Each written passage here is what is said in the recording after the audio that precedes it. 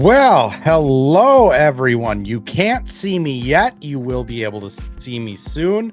The load is loading, but you can hear me, and there I am. Hello everyone. Welcome to another bonus off-season edition of the Missing Lynx post-game podcast. Somebody said live casts are like actual terminology, so maybe we'll officially name this thing.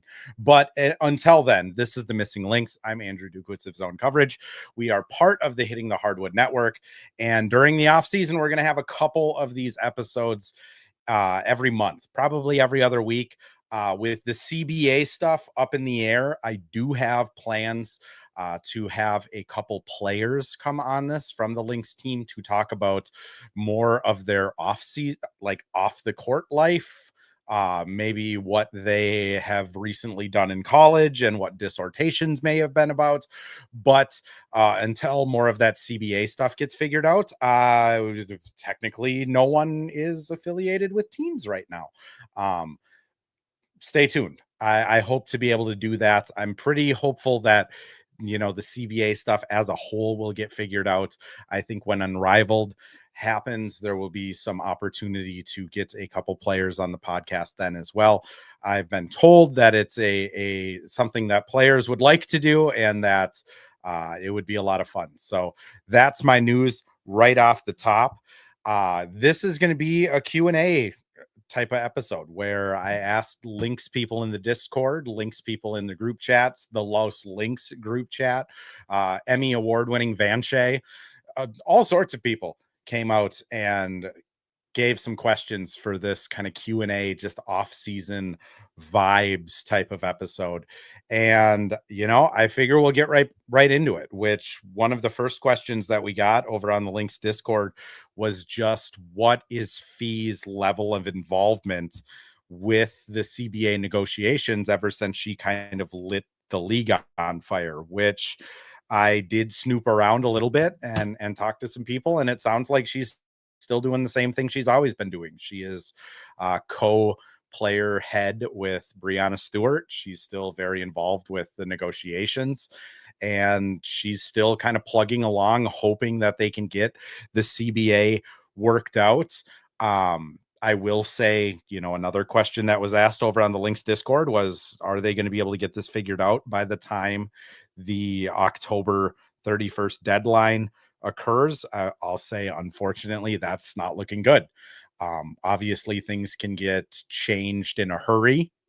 Deals can be made, handshake agreements can be handshook on, but it sounds like they're really far apart. It sounds like on both sides, the WNBA side recently leaking out that this is what we're offering salary wise to the players. And then journalists, people at ESPN did the math, found out that essentially the new salaries would amount to the same revenue percent that they currently have. And, the players are pretty firm on, we believe we deserve X, Y, and Z. We believe that we are going to get this, and we believe that we have all of the leverage, which I think, this might be one of the very few labor negotiations where the players truly do have all of the leverage, and they're going to use that because this is a CBA that, if it's done well, could be for the next 7 to 10 years of the WNBA's lifespan, which unfortunately, that means that 8 days from now, there is going to be a lockout. Again, I don't know what that means necessarily for teams and players. I think it's a really interesting time. Again, talking to people around the Lynx and people around the league, when a season ends, that's when, for all extensive purposes, that player's contract with the team ends. I mean, even you look at the Lynx, BC goes back home. Lan hangs around in town for a little bit, but then goes back to Australia. K-Mac goes back home. I mean, when the season's done, for all extensive purposes, they are done with their contract. And what that means is, none of these players really have affiliations with the team. So I don't know what a lockout would change for them. I mean, it's not like Kayla McBride is in the Lynx facility every day right now, and all of a sudden she's going to get locked out of it. It's not like any of these players are living in the team appointed apartments right now and they're going to have their locks changed while they're going to the grocery store. I do think for some players, Aubrey Griffin has been kind of around this team for the last year, probably affects her because she's going to lose some of that access. Ola Kosu is still under contract. I know she's playing in Russia right now, but theoretically, if she were to come back to the States, she wouldn't have access to the buildings or anything like that. And I think those things are going to be something to watch. But if I'm going to be kind of completely honest about it, I don't think it's going to be a really big change for this team in general. I think for the most part, most players in the WNBA, season's over, they've gone on to their overseas responsibilities, unrivaled, went back home, and there's not going to be really any change with the lockout, other than I would not be surprised if come November 1st, a lot more players start speaking out on certain things. When you're still technically under contract with the team and you're still technically hoping that this avoids a lockout, I think some players maybe hold their breath, hold their tongues a little bit. I think when that lockout officially happens, there's going to be a lot more players speaking out about some of the weird things that are coming out. Ben says Griffin went back to UConn. It's just a visit. I think she was just hanging out there. Jalen Sherrod, I think she's officially done with her contract, but like the Lynx are just, let's be honest, like they're a top class organization. They're not going to tell Jalen Sherrod to just like kick rocks. Dorka, I think it could affect if she decides she wants to come back next year. She's not going to be able to check in with the facility until that gets finalized. Another question, this one coming over from over on the Lynx Twitter group chat, was just how does the draft work? Again, asked around a little bit today. Draft is going to work just like it always has. None of the college players are affiliated with the WNBA Players Association. Even after they declare they are not affiliated with the WNBA Players Association, and the WNBA Coaches Association is separate from the Players Association. So come November 1st, Cheryl Reeve, Lindsay Whalen, Rebecca Brunson, Eric Thibault, they are all still employed by the Lynx. They are all going to be going and doing their scouts and doing their due diligence on what players they think would fit best for this team. And it sounds like that's going to be how this really happens. It's going to be just a normal scouting season for most of these staffs. I also will say the WNBA is planning on doing a draft lottery, and the lockout will not affect the draft. That seems a little weird. Again, I asked around a little bit, but it sounds like the WNBA is planning on doing a WNBA draft kind of just like normal. Now, none of the players drafted are going to be able to sign contracts with their new teams, nor will they know how much money they're going to make, nor do they know what their responsibilities are going to be, nor are they going to be able to show up to facilities or do anything after the draft, which maybe that throws a stick in the wheel and slows everything down at some point. But from my understanding is they're going to have a draft lottery. I don't want to speculate on when that'll be, just because that also could blow up if, the NCAA says, hey, we're not going to give up our college stars to go do a draft lottery for a league that might be locked out next year. NCAA is going to have a lot to say with that. But from what I understand, the draft is going to be just like normal times, that there'll be scouts, there'll be a combine, there'll be everything that there normally is after March Madness finishes up and during March Madness. And then they're going to just trudge forward regardless of CBA, at least in that capacity. Another question from the Lynx Discord was, what do we expect from an expansion draft? No one has any idea. Anyone that's posting anything is merely just kind of guessing, speculation. Reached out to another writer from a different market who said that they are pretty confident that it's going to be, each team can protect 5 players and it'll be after free agency.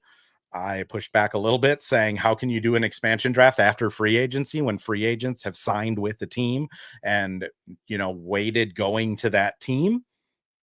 And if you're only assured 5 protections, that means, some out of your 12 players that are going to be there from free agency, since 90% of the league is free agent, which would lead to me thinking that isn't going to work. I don't understand how kind of the minutia of that would work, just with, I mean, if you're Bridget Carlton and you sign with the Golden State Valkyries to be like a number 2 piece to Veronica Burton, and then you don't get cored because they want to core whoever they decide to, and you get taken by Portland, I think BC would be pretty irritated. Rightfully so, because a lot of times when you're picking a team to play for, it's more than just like the jersey looks cool, right? It's facilities, where you're living, climate. For some of these people that have kids, like what schools are their kids going to go to during the season, or what daycares and summer schools are available. A lot goes into it. So I don't really know how an expansion draft would work. I have heard that maybe they will mess with the lottery process where the top 3 picks will still get divvied up, or the top 5 picks or whatever they decide to do will get divvied up by the draft. And then picks 6, 7, and picks 14 and 15, so the first 2 picks after the lottery and the first 2 picks of the second round or at the end of the first round would go to the new expansion teams. Again, I don't know how you make that works. I don't know how you make that work. Team that was eliminated early in the playoffs, like Golden State, probably would be pretty irritated by 2 new franchises getting picks ahead of them. But I don't know how you explain to 2 new franchises that, hey, you're not going to have an expansion draft. It just seems like a mess, which, the other thing that I've seen floated out there, at least like on Twitter and like WNBA chats and stuff, is maybe they decide to not have the expansion team start, which I think that has a whole can of worms too, because how do you explain season ticket holders for the Tempo or for the Fire that, hey, you're not going to be going to games this year? Sandy Brondello just signed with Toronto. Now you're telling her she has to take a year off and do TV, which I would love Sandy on TV personally, but I don't think she would like that, judging by her signing a contract for this upcoming summer. It just seems like a colossal mess.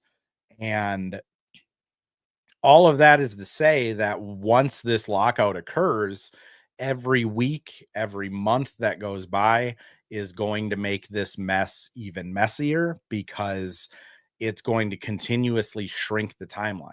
I mean, if you're looking at a draft in April after free agency, that means free agency needs to happen probably the beginning of March, which I mean, if you get a CBA done like January, maybe that can still happen. It's just going to be an exceptionally messy process that I wish I could say I had answers to, other than I have no answers. And, me personally, I would say maybe in the CBA you carve out some extra money or some extra, you know, incentives to sign with one of the new expansion teams. I mean, Portland, I think, will be a very desirable place to play. Toronto, wonderful basketball city, wonderful city in general. I think players will be motivated to go play there. Toronto in the summer is a lot better than playing for the Raptors in the winter. I do think there are things that they could do salary structure wise to maybe avoid an expansion draft. But then if you're one of the existing WNBA teams, I'm sure you're going to feel a certain way that the 2 new teams are getting the leg up on star players over, you trying to re-sign your own stars. I think of like the Liberty, which, Brianna Stewart, Sabrina, Tosh Cloud, Jones, like if you're giving Toronto a leg up over the Liberty probably aren't going to be able to pay all four of them max contracts, regardless of what the CBA looks like. And now they're probably feeling a certain way that Toronto could go out there and steal their players, which again is messy. I really don't know if there's a good answer for what these expansion teams are going to get. And that might be just kind of how it is of there isn't going to be a good answer. And no matter what, some fan bases are going to be kind of ticked off, whether that's the expansion fan bases, whether that's existing fan bases. I think this is going to get messy for those new teams. Now, on the CBA side, we talked about it earlier. Does it have a chance to finish by October? I don't think so. But what are kind of the sticking points? Someone asked over on Twitter. I would say sticking points right now, obviously the revenue sharing. The players have been really good at not leaking what their percentages that they are asking for. I think it's logical to assume that it's probably in the 40% range. I don't think, I don't think the players would be coming out and saying we deserve a 50-50 split just like the NBA does. I think they realize that this CBA is probably a bridge to a future CBA, but I don't think it's close. Again, the WNBA, kind of put out some stuff recently of just like what the veteran minimum salaries would go to, what the actual salaries would go to. And to be honest, if you do the math on it of like what they are going to be getting from new TV contracts and new merchandise deals, and then you kind of, trickle down the math to see what the percentages would be, and it is a negligible gain for the players. The league has been putting out a lot of stuff about like we want it to be an incremental rise, which that is the exact same stuff the league was putting into the 2019 CBA. COVID happened. They were never able to hit any of those gains because they essentially, they were never able to hit those measures because they essentially lost 2 years of basketball. And the WNBA just kind of said, go kick rocks, and kept them at that 9.3% that they're at today. I would feel that the players are not looking for a deal that way again, which again makes sense. You got burned on an incremental deal the last time.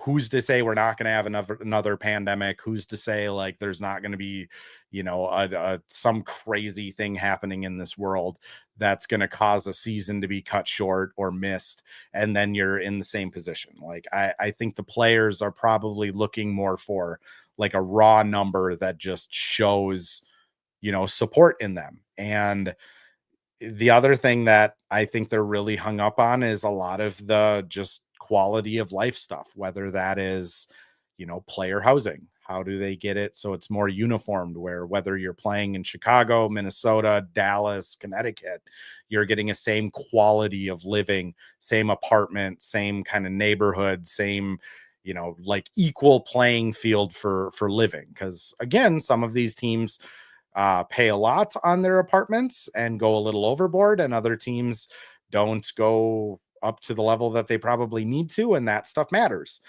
Training facilities is another thing that's, a sticking point. You have currently where some teams share practice facilities with the public. You have some that share it with colleges. You have some like the Lynx who share it with the Wolves. You have some that have their own facilities, and there's no real regulation on it, which I'll be honest, I think, being someone that covers the Lynx and that is rooting for kind of their success and winning a championship, I think that's great that there's parity because the Lynx can use that as like a talking point to bring free agents in. But, I know that is something where, you look at Paige Beckers being drafted in Dallas, her situation is not quite as good as if she would have been drafted other places. And that is a sticking point with the CBA, is how to get this to just be uniformed. After retirement, health insurance, always something that I think every league is constantly negotiating. And, that's a whole can of worms too, with, where health insurance is in the United States. Um, I think the other big piece that is going to be talked about a lot, especially once Unrivaled starts, is a non-compete league. The WNBA, from my understanding, really wants these players to have non-compete contracts where they are not playing overseas in the off season. They're not playing at Unrivaled. I did kind of a short form post on X a few weeks ago about it, just like detailing what players get paid overseas. And like, let's be honest, if the WNBA wanted to do a non-compete, they'd have to increase salaries by like 40 to 50% just off the top to make up for what the players would lose by not being able to go overseas. Unrivaled pays players quite frankly better than the WNBA pays their players. So if you factor the unrivaleds, the star players making that much money in the secondary league or the supplementary league, that again, there I want to just be clear. Like, I am in the firm belief that like Unrivaled and the WNBA are not competing. They do not take place at the same time. WNBA doesn't really have anything competing with it right now. Unrivaled is competing with EuroLeague, Australian League, Russian League, like that. That is what Unrivaled is competing against. But these players make a lot of money in Unrivaled. And if the WNBA wants to make them sign non-compete clauses and give up Unrivaled, gotta improve. You just gotta improve those contracts, which again, if they're not willing to budge on the percentage for contracts, it makes me feel like they're probably not budging a whole lot on the non-compete side of contracts. And unfortunately for the WNBA, these players kind of know that they don't really need the WNBA right now. Like, they can't. I guarantee you, if Caitlin Clark goes to the Australian League and plays in Melbourne, people are going to watch Melbourne.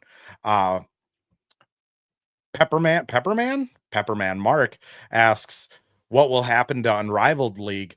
I think if they were to get a non-compete in, if let's say the WNBA says, yep, we are going to make the veteran minimum $600,000 and max contracts $8 million, which would represent like a 40% revenue share and kick in extra for the players that would have to play overseas. I I truly believe, like, if that was the case, Fee and Brianna Stewart would probably have like a 1 year fold down of the league, and they'd let it go. You know, being around Fee, I don't think starting Unrivaled was ever about sticking it to the WNBA. I think it was truly about getting players paid so that they can stay in the United States during the offseason. You look at players like Dejanay Carrington, Alana Smith, T, Courtney, like all of those players are players that are probably making more in Unrivaled right now, but if they weren't in Unrivaled, they'd be playing in Europe right now. And for players like, Lan, who is getting to spend time in Australia instead of going directly to the Chinese basketball league like she did last year, that matters. Like, that stuff matters. So I do think the Stewie would fold that league if they needed to. I also think it's really important to just mention that, like, this is like this league, when Fee and Stewie came up with this concept, they went to the WNBA to partner with them. And the WNBA, I mean, they probably said it nicer, I would hope, but they kind of said just go kick rocks, which, you know, I, makes me think that the WNBA didn't think that this would be something that would actually be successful and that players would rally behind it. But the initial offer was, hey, WNBA, let's do this together so that we can like grow the game together. And then WNBA said no, and Fee and Stewie went off and did their thing. So I think if the league paid them appropriately from top to bottom to represent like a non-compete, I think they would just be okay folding the league over a couple of years and move on with their lives and be happy that they, ran a league and made a difference and brought a new CBA in. That does bring another question, though, that I know is a talking point, is regular season length, which Depending who you ask, it sounds like the WNBA is shooting from anywhere to 50 to 60 games.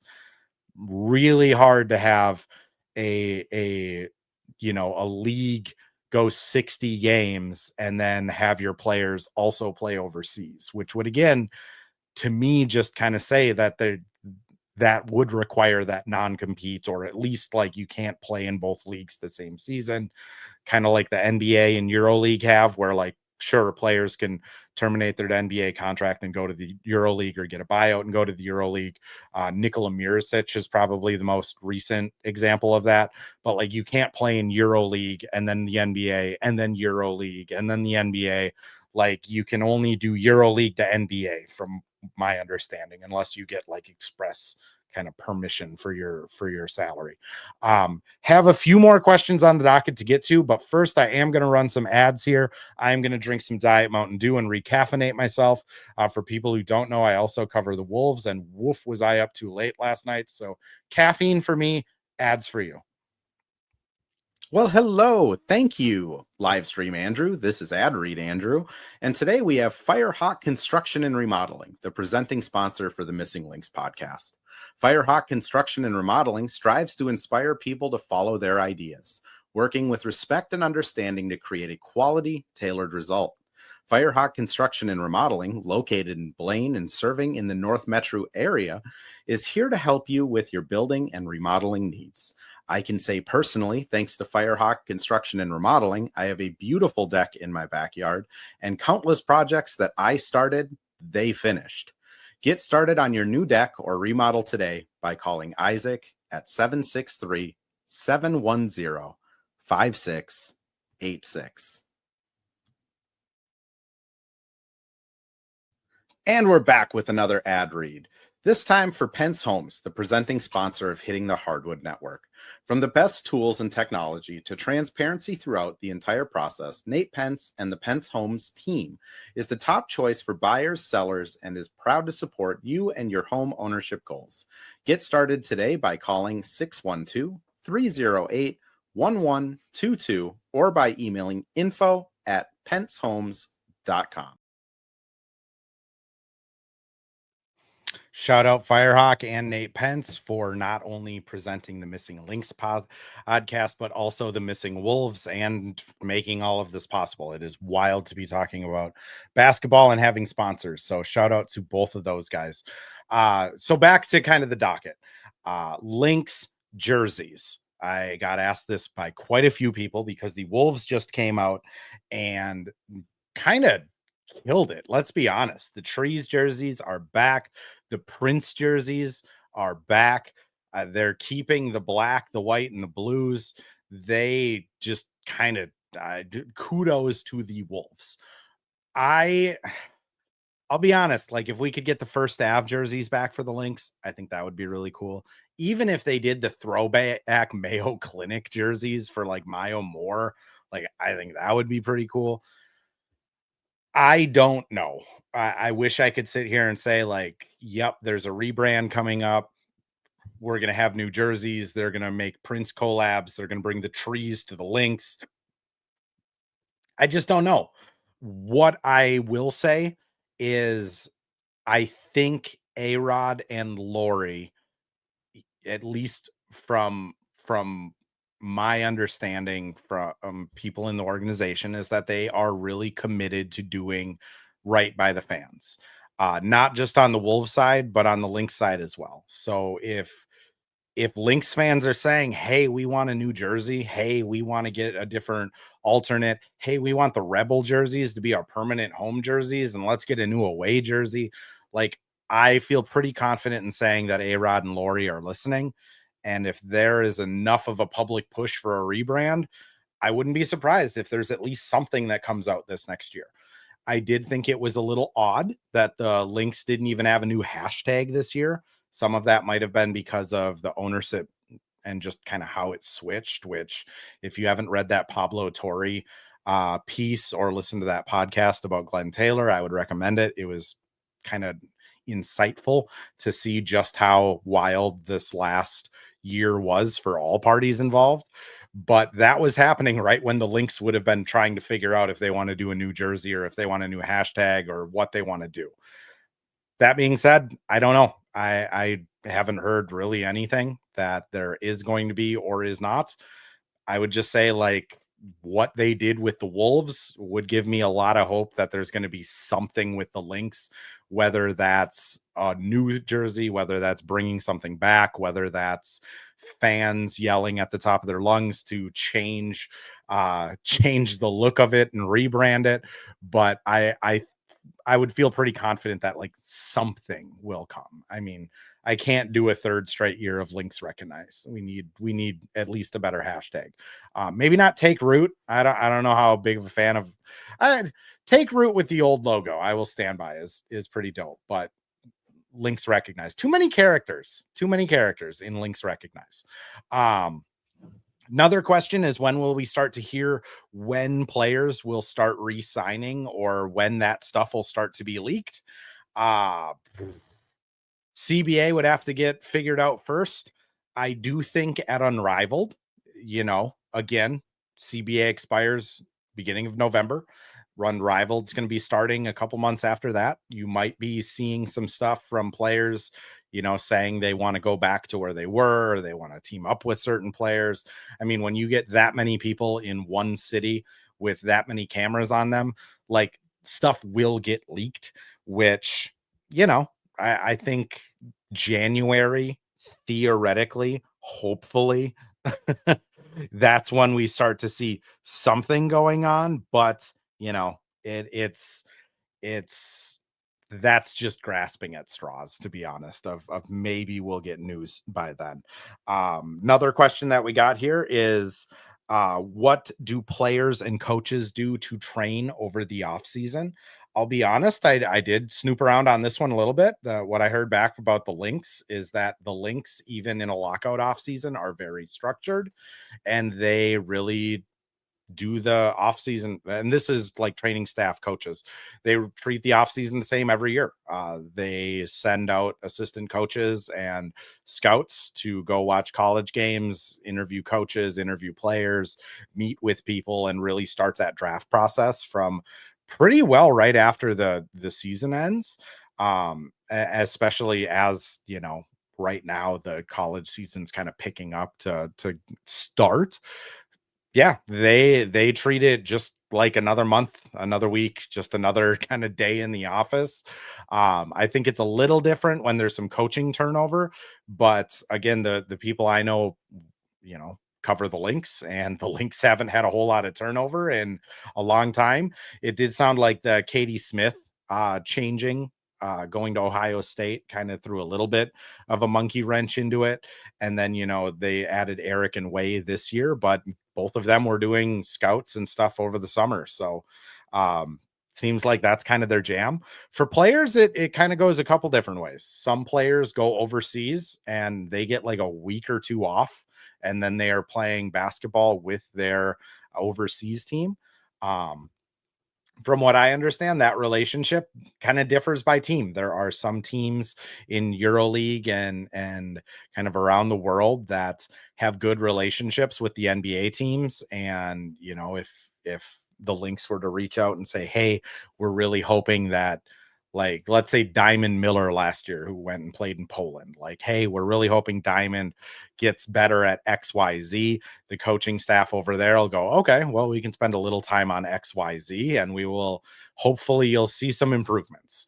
Other teams, "Hey, we'd like to see improvements on XYZ," and they just get left on red, and the player shows back up in training camp, and it is what it is. It sounds like it's more like, some teams just develop relationships because players sign there. Because, if you get a good relationship with the team, that team's more likely to say, "Hey, why don't you go play for this team?" Kind of a you scratch my back, I'll scratch yours type of situation. Other players, when you're looking at people like Nafisa Collier, this offseason is going to be a lot of rehab until Unrivaled. I'll say the kind of common thread I've seen, though, is a lot of players after the season, if they don't need to go overseas right away, just turn off for a couple weeks or a month or a couple months. Courtney last year, joked at media day that it was the first time she actually did workouts in the off season. So there are players that were like 2023 Courtney Williams who just didn't do anything until they have to come back and play basketball. There are players that work really hard with trainers. It just kind of depends. The genuine vibe I got though is that a lot of players just unplug for a little while, just kind of go back home, see friends, live a normal life for at least a couple weeks before they start getting back into the gym and kind of working on things again, which I will also say is very common for the NBA as well. A lot of guys travel, a lot of WNBA players travel just to kind of decompress from a very long season, healed mind, body, soul, whatever you want to consider it. But again, different for everybody, but I think a little bit of time off kind of makes sense. Um, Couple more questions that we had here. Couple people, well, one person and another person asked very similar questions. What are the odds of getting a behind the scenes type starting five type of documentary for the WNBA? Pretty good. If the CBA goes well and it gets finalized, I think that is a definite possibility. Again, you look at who has the contract, the biggest TV contract coming up with the WNBA. It is Disney, ESPN, and Amazon. I think they would love to have a starting five style uh WNBA type of content where you're seeing Fee behind the scenes, or you're seeing Asia and Bam, or you're seeing Skylar Diggins and what her life is like. Like, I think that is, I would say I would expect that in the next 3 or 4 years. I mean, the NFL's receiver went really well. Starting five has been like a smash hit. Quarterbacks a few years ago went really well for the NFL. And I think the WNBA, at least what they have learned from stud buds this year, is that people love that off the court, like, just glimpses into these players' lives. So again, I can't confirm nor deny it, but I would say that I would expect it. Um, Another jersey question. Again, wish I had any answers. I really hope they bring back the first half ones personally, but overseas contracts, what are those like? Kind of touched on it a little bit, but like, it's so different for every player. There are some players that sign month to month contracts where they get put in team housing and they get paid between, like, honestly, when I was doing research on it, like, some players get paid like 2 grand a month to go play overseas. Others can make into the like 25,000, 50,000 range. Really depends what league you go to, what they pay for on your housing. Some players refuse to do the housing and just pocket it and live in, crash with friends. Teammates become roommates and they split the money. Like, it sounds like the overseas contracts are honestly a lot like just the wild wild west. There isn't a whole lot of rules, and whatever you can kind of get for yourself as a hired gun, that's what they try and get for themselves. I will say, like, the Australian basketball league that is starting to get some steam, that's where Alyssa Peely went to go play this winter. I think they are trying to get more infrastructure in it than maybe EuroLeague, like the Turkish league, Russian league, things like that, where it's just more like stability. But I honestly think that might be more because the Australian league just recognizes that they have a chance to really capitalize on a league right now. But honestly, overseas contracts, I know the Malunga stuff kind of came up in the news. Like, there just isn't a whole lot of rules for them. It's really whatever the player can get from a team and whatever the team wants to pay him, and then whatever perks are kind of paid on the side. Sometimes it's a shoe deal with Puma or something like that pays them. Other times it's team directly. It's a messy situation, is what I would say. Last question here that I'll answer, again from the Lynx Discord, was just, what is the vibe of Mark Laurie and Alex Rodriguez? Um, I'll be honest, like, I haven't gotten a chance to talk to either of them. They did a Q&A in Vegas that They answered a lot of questions about just the future of the organization, where they tend to take things. I think people in the know were a little and not people in the know, but like fans and just people that are like generally paying attention to the organization. There was a lot of people that got let go, including, you know, the CEO and different people at various levels of the organization this summer. And you know, I think that rightfully kind of freaked some people out, but my, I guess, hot take is I'm pretty excited for the new ownership. Nothing I have seen or heard tells me that they are not willing to put money in to be competitive. I can look at the Timberwolves side, and they are right up against the second apron, and they are paying a ton of money in tax on that roster. They are paying a ton of money in coaching staff, whether it's Pablo Prigioni, who got head coaching opportunities, Mike Nori, who got head coaching opportunities. Heck, even C Hines, their development guy, is like highly sought after like being Ant's development guy. All of those guys are being taken care of. On the Lynx side of it, you know, I think they are very understanding that this is a premier franchise that players want to come and play with. And this is a franchise that has a lot of history behind it. And all I can say is Cheryl Reeve, without being asked on her exit interview, really gave a big nod of approval to working with A-Rod and Lori and kind of the excitement she had, which if Cheryl is saying that she's excited to work with someone, I'm excited to work with someone. I trust her judgment. I would expect that, you know, they're going to continue putting money into this team, that they are going to continue supporting this team. I'll also say, like, I thought it was really telling that Fee had her statements. And I think a lot of owners around the league maybe would have distanced themselves from that statement, you know, saying, you know, well, we support Nafisa Collier. We don't stand by her statements or anything like that. A-Rod and Lori didn't say anything. They didn't come out against it. They didn't come out for it.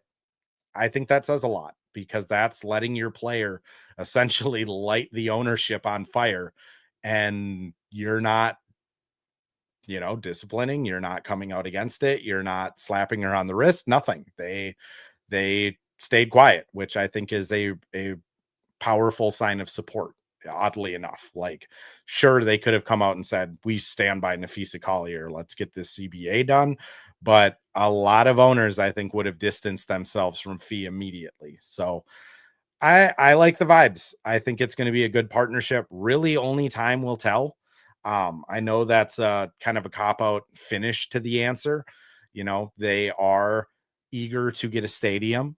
I think they are eager to get a stadium in which the Lynx and Wolves are together and still paired together, playing in the same place. I know that, you know, A-Rod and Lori are both very supportive of like women's sports. So I feel pretty confident that this is going to be a good partnership. And again, I just finish it by saying Cheryl says they're good. I'm not going to argue with Cheryl. I have learned that she's normally right on a lot of things. So not a whole lot for me to argue about. But that is it for questions. I think I got through all of them, at least the ones that I saw and wrote down. 43 minutes into a Q&A podcast. Thank you for everyone that's listening. Thank you for the 200 people that have come through here to check out a Q&A podcast in October on the WNBA. Well, there are NBA games going on. I will always say, Lynx fans, you guys are crazy, because this is the type of support that, like, it makes it all possible. This was the bet that everyone at Hitting the Hardwood, me, Terry, and Mitch, all took out there and said that Lynx fans deserve content. So I will be putting out another episode in 2 weeks here. Again, I do plan to have hopefully some player interviews over the summer, or not over the summer, over the winter. I've been led to believe that that's a possibility, but unfortunately, just like everybody else, I'm waiting for the CBA to get figured out before I have an answer on that. So thank you everyone for tuning in. If you are missing my voice, I will say that I am doing Wolves post-game podcasts after every game. after the player speech, much like I did with this podcast throughout the Lynx season. I am going to have some of my Lynx guests on there. Elmo is going to be returning. Terry and Mitch both will be on it at some point, and there will be quite a few personalities on there from just the local Twin Cities media scene as well. But thank you everyone for listening. If you came in late, this will be up tomorrow morning anywhere you listen to your podcasts. And until the next Lynx game, we'll leave it with just a go Lynx.